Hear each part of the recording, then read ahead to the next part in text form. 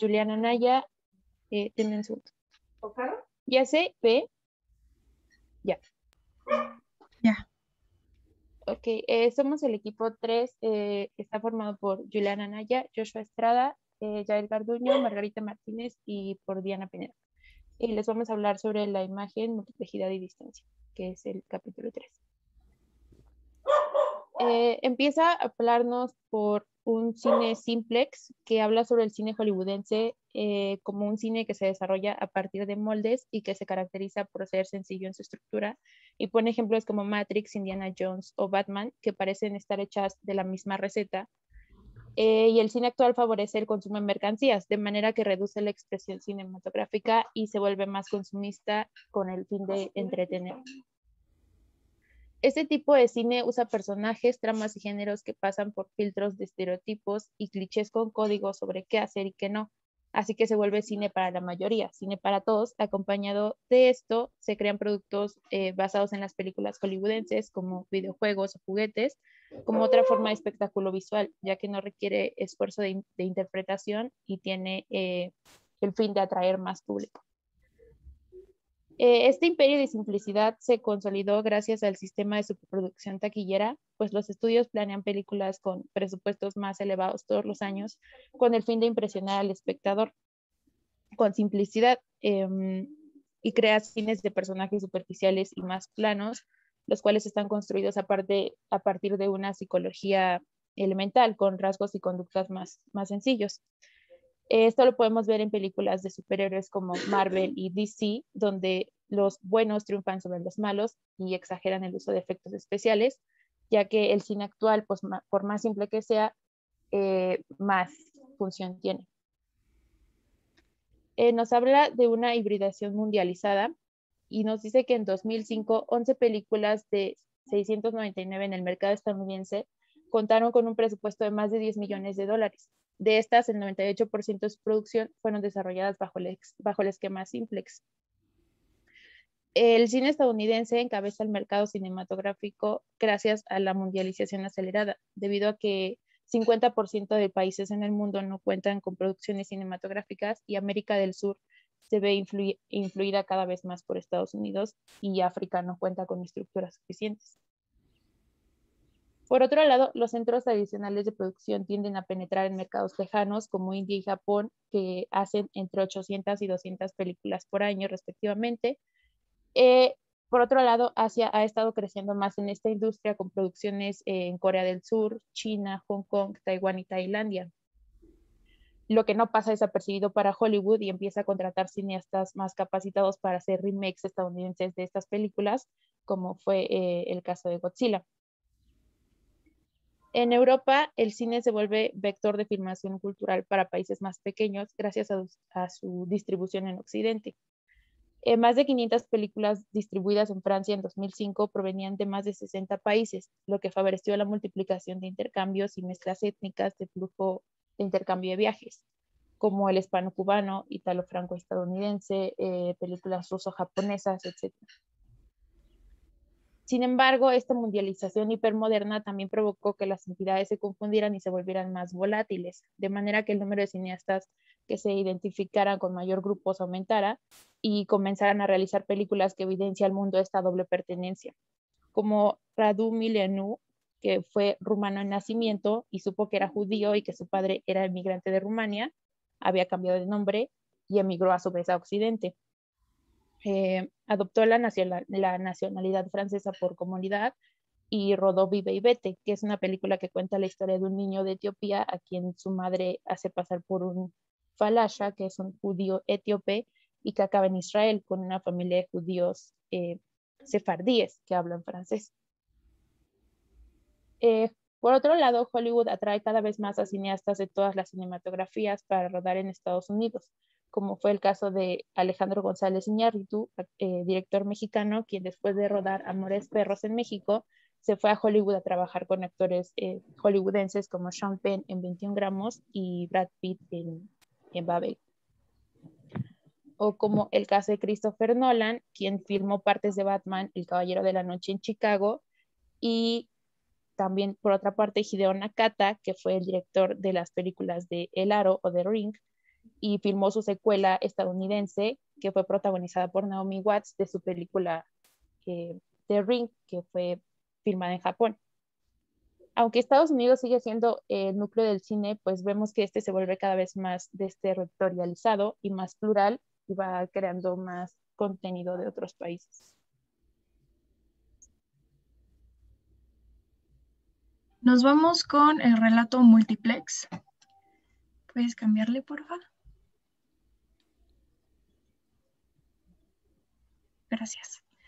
En cuanto a la estética y la narrativa en el cine, también podemos destacar nuevas perspectivas que rompen con estas perspectivas del cine tradicional.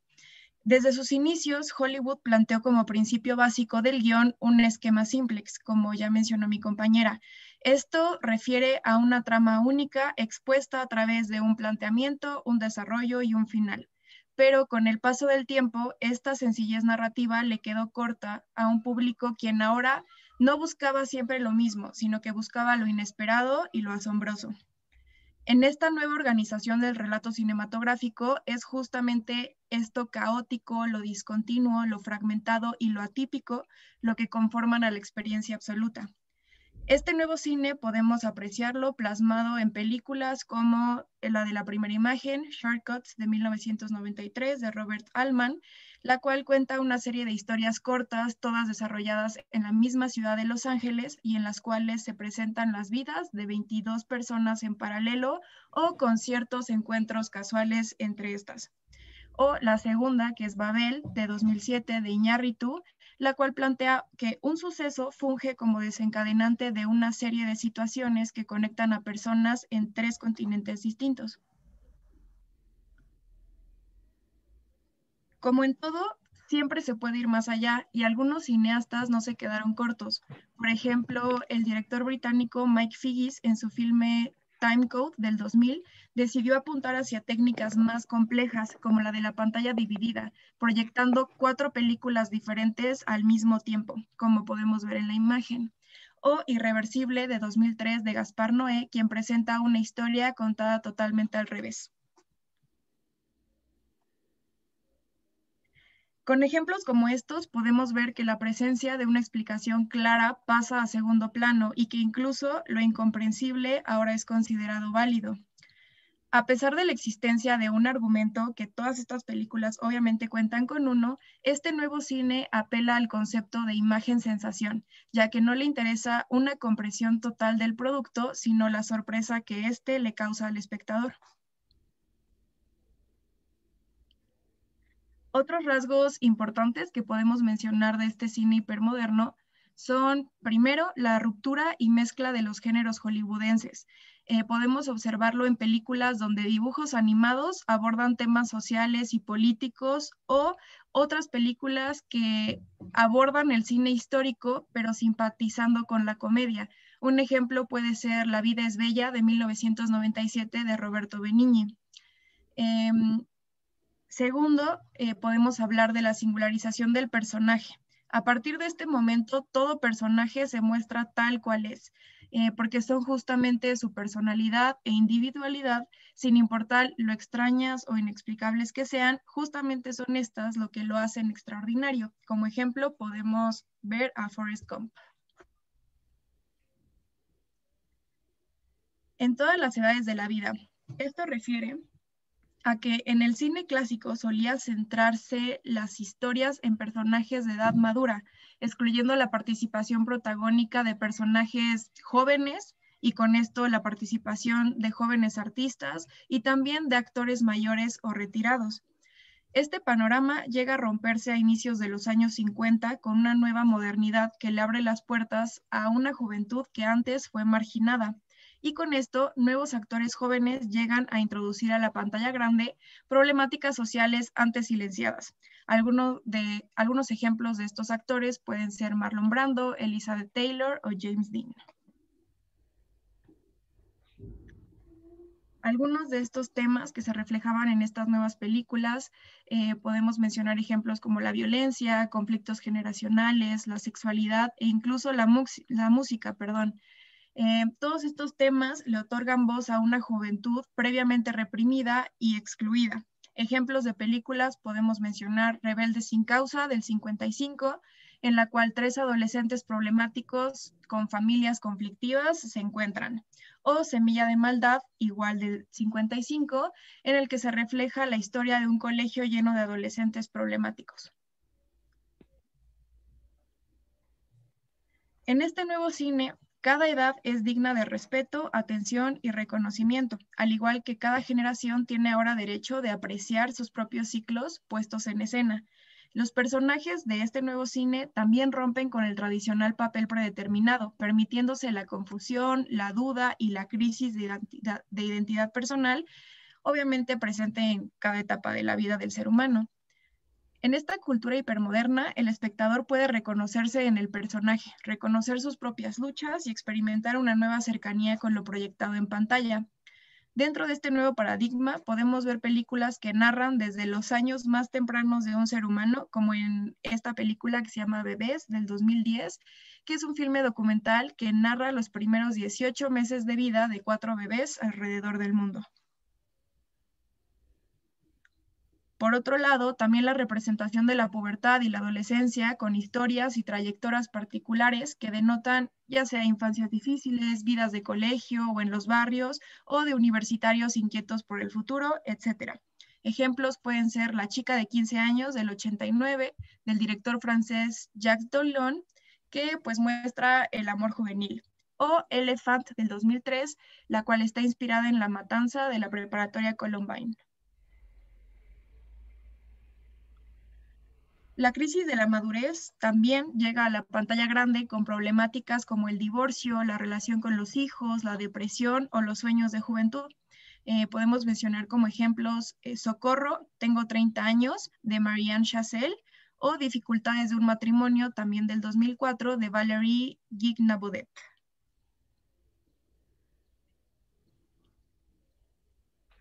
A este punto, también una de las etapas de la vida más marginadas dentro del cine, que es la tercera edad, también se muestra en pantalla, comparando temas como la soledad, el abandono y la deficiencia sexual con la revitalización, como en la película de Cocoon de 1985, o el reencuentro con sentimientos de amor y de esperanza en películas como Cuando menos te lo esperas del 2003.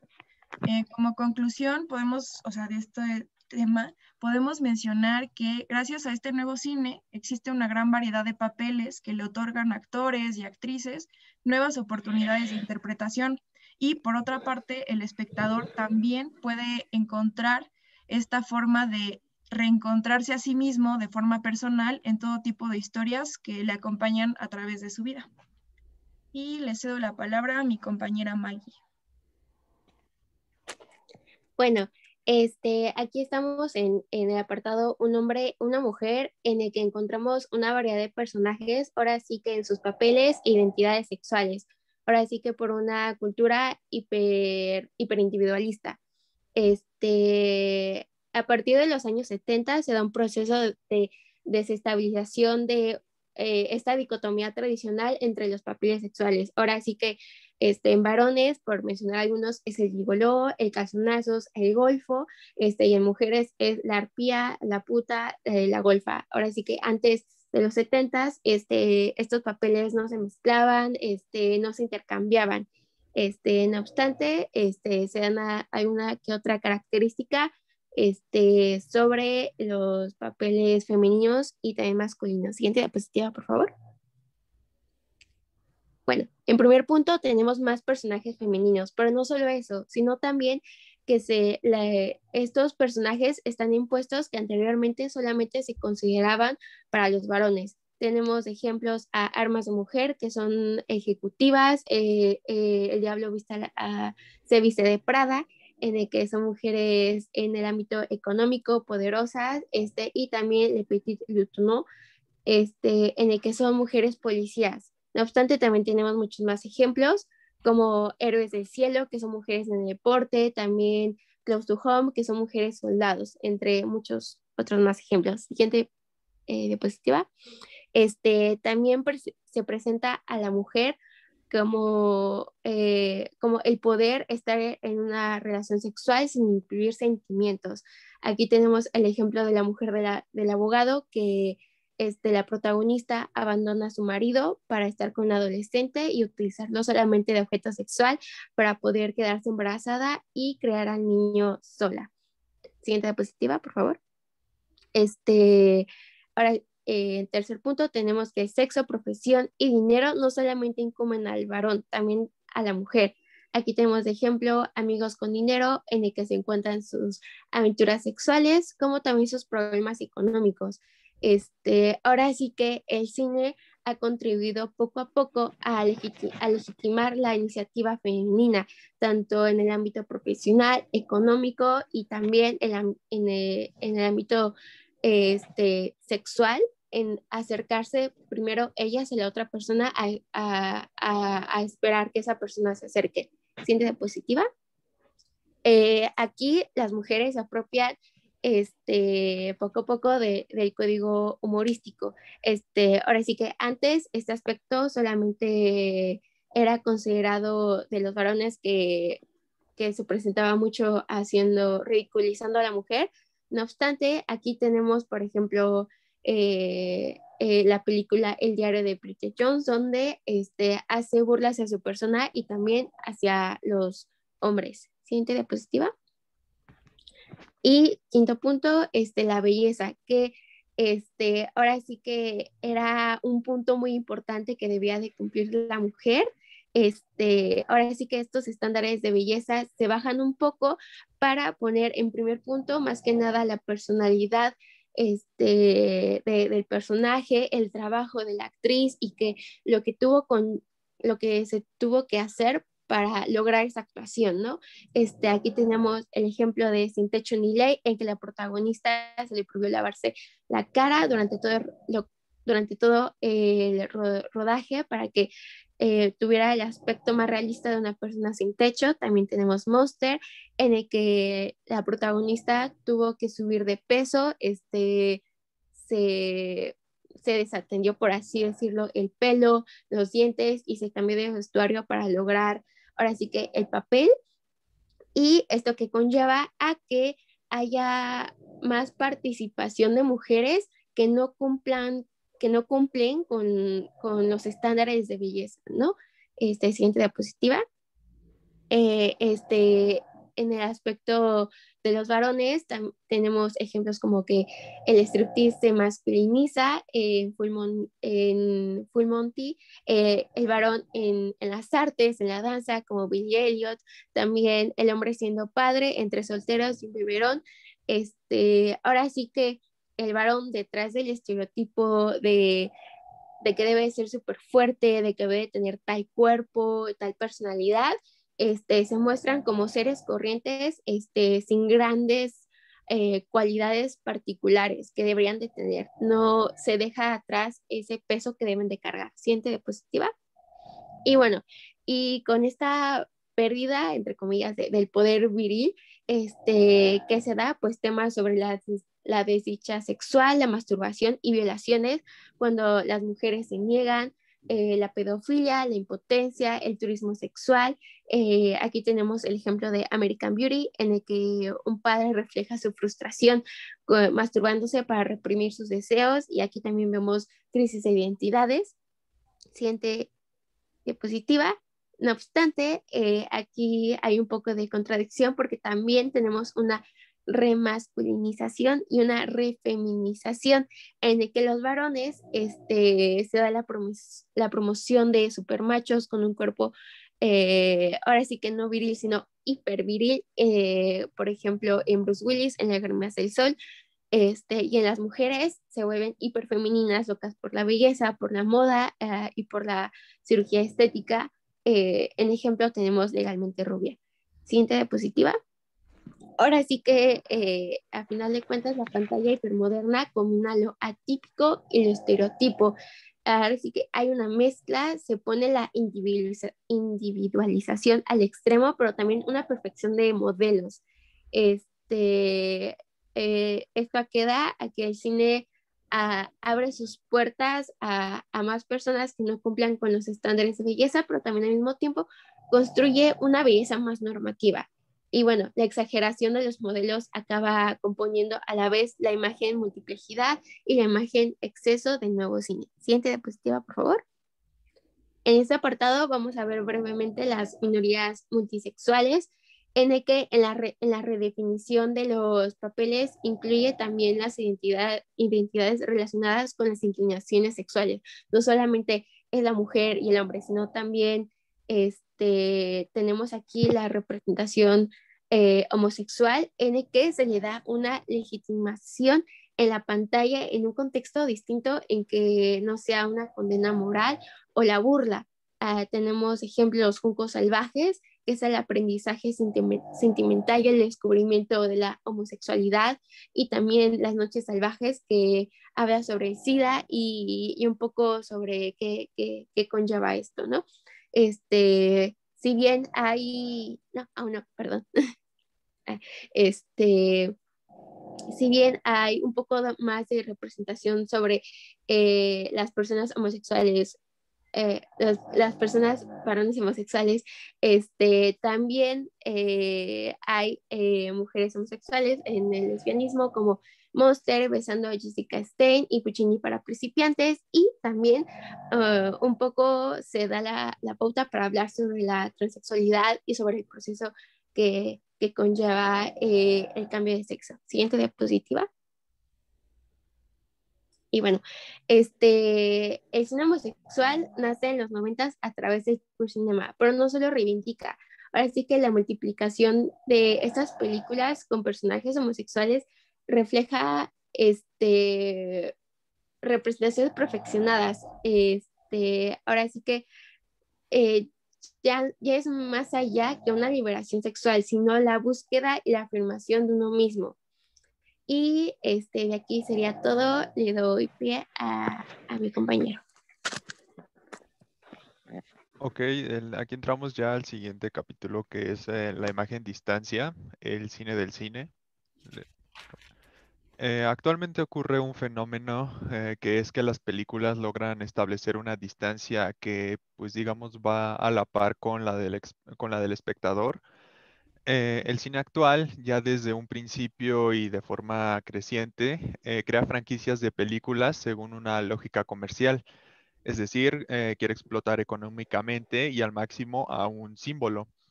Esto se puede ver claramente en la película El silencio de los inocentes, la cual tuvo producciones eh, a modo de secuelas que continúan con la trama original, que fue en este caso Hannibal, o también de precuelas que la prolongan volviendo a lo que pues a lo que ya se ha visto, que es el caso de Dragón Rojo, o de presecuelas que van a momentos mucho más antes de la precuela, que es Hannibal, Los Orígenes del Mal.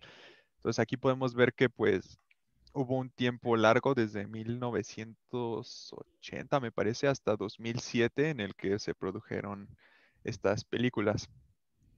Es así que uno de los aspectos más importantes de este modelo es el de la repetición y la serie, como en el caso de la franquicia Rocky, que también ha tenido 6 entregas desde 1976 hasta 2006, sin contar las de Creed. Esas no cuentan tanto porque ya no es la historia de Rocky como tal.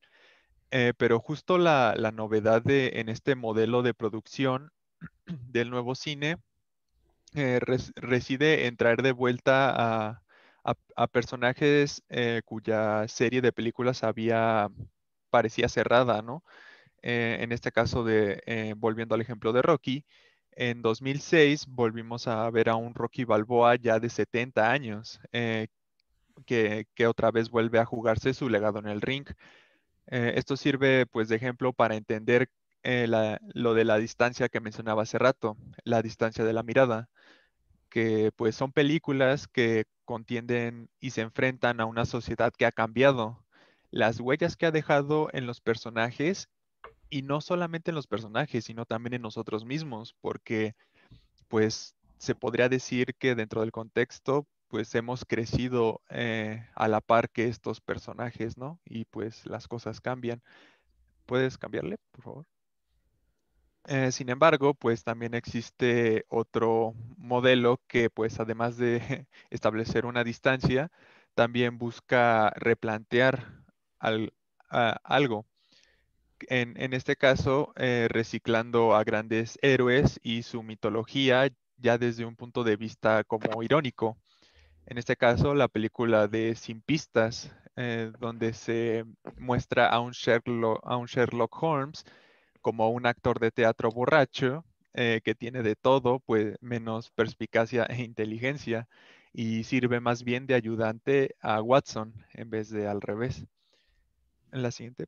En la categoría de remakes ocurre algo parecido, solamente que aquí el procedimiento es más puro y simple, que puede ir desde, por ejemplo, traducir de forma literal el título de una película extranjera, como es el caso de la película Tres hombres y un bebé, que se tradujo del francés al inglés en este caso, de forma literal, y pues también al español se tradujo de forma literal.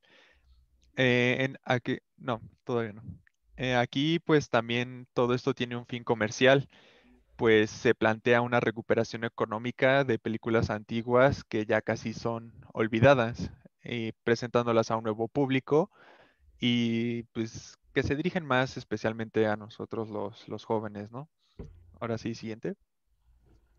Pero por otra parte, el proceso cambia cuando un remake trata de reinterpretar una película.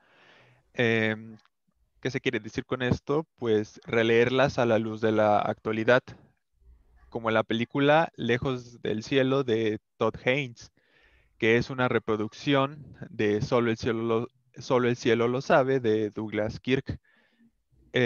Aquí, en vez de representar a la soledad eh, con raíz en la viudez, ahora se ilustra una soledad como una soledad debido al engaño de su esposo con otro hombre en esta nueva entrega. O también en vez de tener un apoyo emocional con un jardinero de raza blanca, ahora lo tiene con un hombre afroamericano. Siguiente.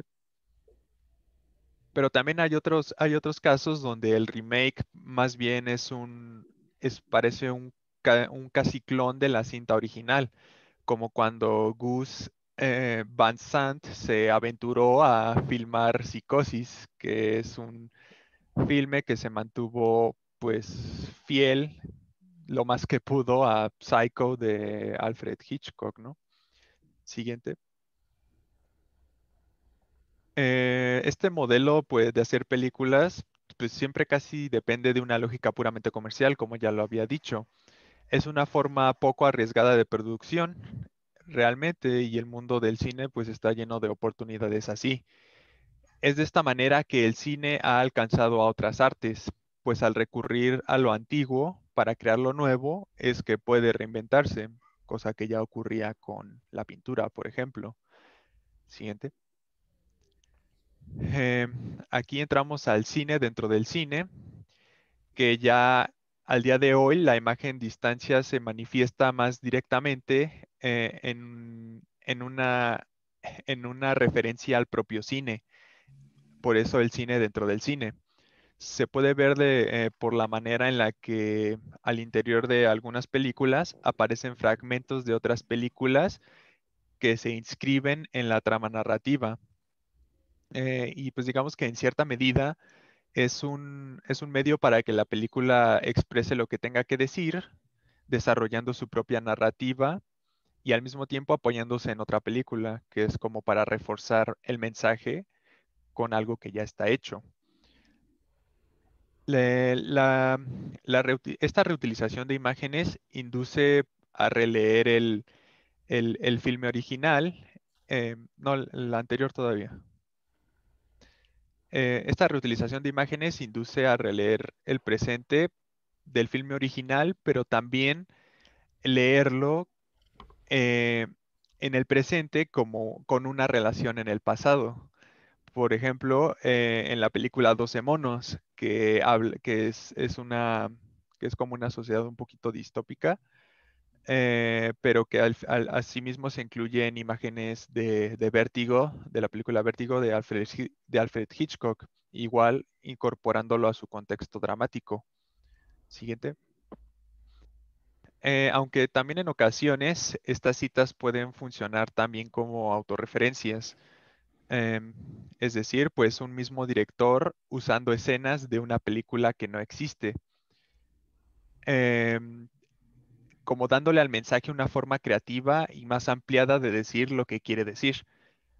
Como en Scream 2, donde los fragmentos de una película imaginaria remiten a los asesinatos del primer Scream, de la primera película, lo cual complementa el argumento y el motivo de la película. O en un caso más particular, que es haciendo uso de secuencias producidas con diferentes tipos de películas, eh, con diferentes materiales de película, o incluso también con planos dentro de planos, como es el caso de la película Inland Empire, donde determinadas situaciones, donde en determinadas situaciones se puede observar a través de una televisión incluida en el mismo encuadre, la misma escena que se está desarrollando en ese momento en todo el encuadre general, creando niveles que pueden remitir como a un recuerdo, a fantasmas o a sueños. Siguiente. Este fenómeno llega incluso a volver al cine el tema y motor dramático de la película.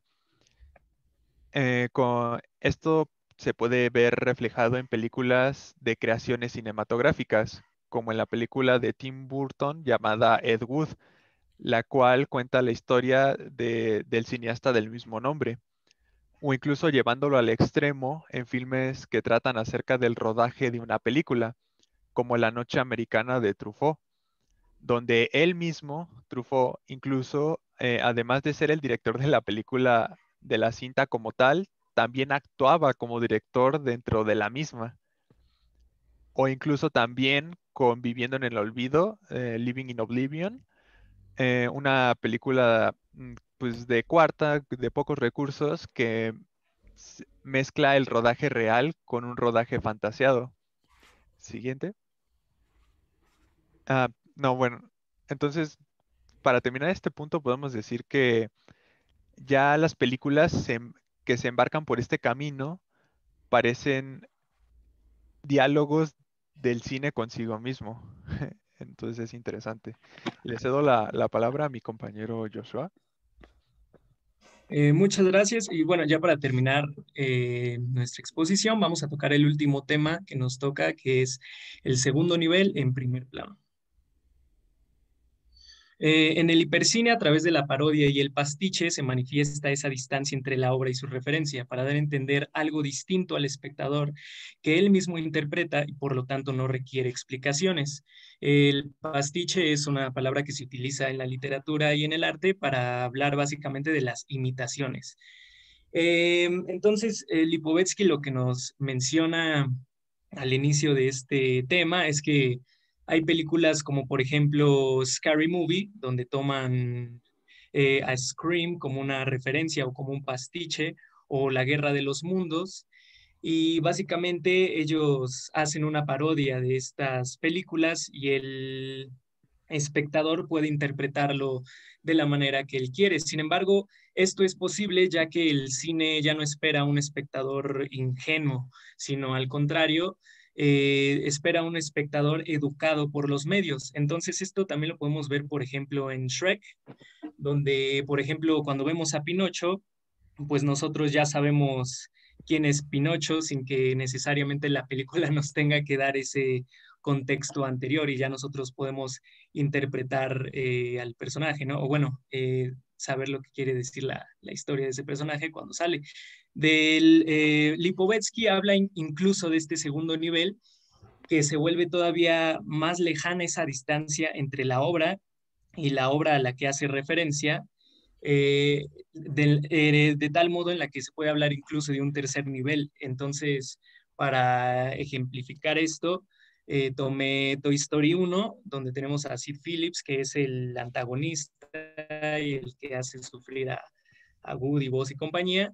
Y a la izquierda de él tenemos a este basurero que sale unos segundos en pantalla y que trae la misma playera de Sid Phillips percudida y que precisamente no nos da una explicación de si es o no, pero es precisamente este tipo de referencias las que permiten al espectador jugar con las especulaciones y preguntarnos si es o no es Sid Phillips. Y esto lo podemos ver con Disney y Pixar muy a menudo, que en todas sus películas tienen este tipo de guiños y referencias. La siguiente, por favor.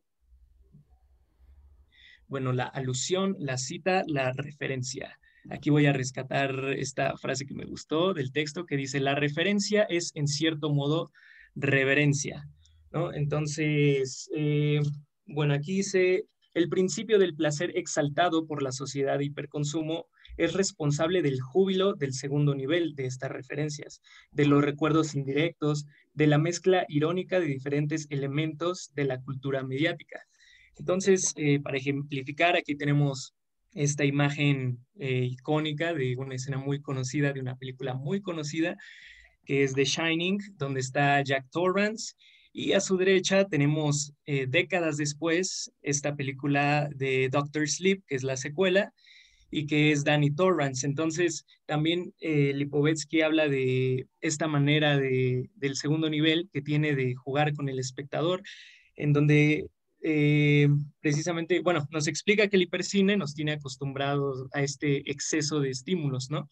Muchas veces incluso buscan llegar a nuestras emociones y esta escena, por ejemplo, incluso puede causar cierta nostalgia al espectador, ya que en en la referencia que tenemos en Doctor Sleep, ya no es Jack Torrance, sino su hijo, Danny Torrance, el niño pequeño que jugaba por los pasillos del hotel y que junto al espectador también crece décadas después y lo tenemos aquí. Entonces es incluso esta manera de hacer un homenaje y también es la manera de nosotros como espectadores darle un significado a esa referencia y a esa alusión. La siguiente, por favor.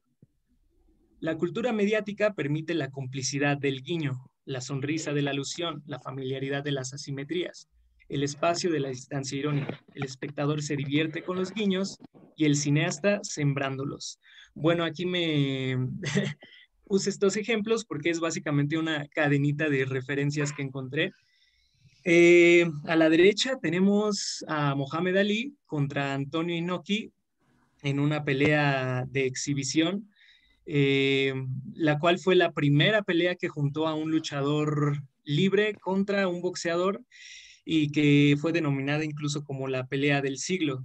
Fue un evento mediático muy sonado en ese entonces y que después dio pie a cosas como por ejemplo el surgimiento de nuevos deportes como artes marciales mixtas o las competiciones de exhibición que vemos hoy en día. Y 6 años después, a la izquierda, tenemos en Rocky 3 esta escena en donde Hulk Hogan aparece en la película para pelear contra Rocky. Bueno, ahí se llama Thunder Lips, no Hulk Hogan. Pero precisamente es la referencia a este evento histórico y también es algo muy curioso que menciona Lipovetsky, que este segundo nivel permite al espectador, ya educado por los medios, diferentes puertas para llegar a las películas. Entonces, nosotros al ver Rocky 3, podemos simplemente reconocer la película, la franquicia, al mismo Rocky. También podemos ver a Hulk Hogan y saber que es una superestrella de la WWE. Y también esta tercera puerta, digamos, que podemos ver es la referencia que hace a este evento histórico de Mohamed Ali. Y abajo tenemos una escena de Bane contra Batman, en donde está a punto de quebrarle la espalda, y hace una referencia también a esta escena de Rocky, en donde básicamente es el mismo diálogo y sujeta de la misma manera a Batman para después finalizar con él. Entonces, me pareció muy curioso esta cadena de alusiones que incluso se llegan a dar en el segundo nivel. La siguiente, por favor. Y bueno, ya para acabar, los dejo con este párrafo con el que cierra Lipovetsky, que dice: aunque es entretenimiento para el nuevo espectador que se divierte reconociendo los guiños, que es lo que hablábamos, aunque veamos Rocky, por ejemplo, Rocky 3 por primera vez, o Shrek, o Scary Movie, o alguna película de Pixar, es muy probable que nosotros, ya educados por los medios, podamos entender todas estas citas y todos estos guiños que hacen. Para los realizadores se trata de disfrutar cultivando las citas, entonces se vuelve también este juego entre el espectador y el cineasta, en donde él va plantando estas pequeñas pistas y uno va descifrando e interpretando las asociaciones humorísticas y asimétricas del segundo nivel. El cine hace su cine, juega con el cine, por un segundo esplendor del cine. Y bueno, ya con eso terminaríamos y muchas gracias por su tiempo. Eso es todo, amigos.